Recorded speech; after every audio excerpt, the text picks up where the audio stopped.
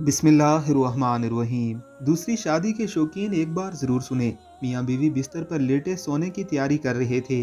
अचानक बीवी बोली, सुनो, क्या तुम मेरे मरने के बाद दूसरी शादी कर लोगे? शोहर मोबाइल पे नज़रें गाड़े, नहीं बेगम, तुम्हें पता है कि मैं तुमसे कितना प्यार करता हूँ, मैं दूसरी शादी नहीं करूँगा।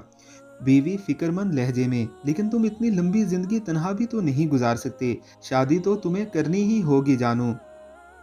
शौहर हैरत से बेगम को देखते हुए, ओहो बेगम, तुम भी ना, देखा जाएगा, अगर ज़रूरी हुआ तो कर लूँगा, डोंट वरी प्लीज़। बीवी दुख भरी आवाज़ में, क्या तुम वाकई दूसरी शादी कर लोगे? शौहर गड़बड़ाकर, बेगम अभी तुम खुद ही जोर दे रही थी। बीवी नरम लहजे में सर झुकाकर बोली, अच्छा, क्या तुम उसे इसी घर में लाओगे? शौहर फिर से मोबाइल में मसरूफ़ बोला, हाँ, मेरे ख्याल में हमारा घर काफ़ी बड़ा है, इसे यहीं रहना होगा। बीवी, क्या तुम इसे इसी कमरे में रखोगे? शौहर, हाँ, क्योंकि यही तो हमारा बेडरूम है। बीवी, क्या वो इसी बेड पर सोएगी? शौहर, बेगम ज़ाहिर है और कहाँ सोएगी। अच्छा, क्या वो मेरी ज्वेलरी इस्तेमाल करेगी? शौहर, हैं, इस ज्वेलरी से तो तुम्हारी सुहानी यादें वाबस्ता हैं, वो ये इस्तेमाल नहीं कर सकेगी।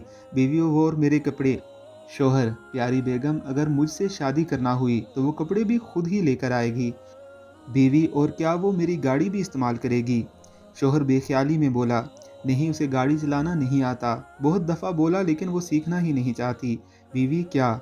शौहर, ओह, इसके बाद जो हुआ अल्फाज में बयान करना नामुमकिन है। आप 9/11 के बाद ट्विन टावर्स को देख लीजिए।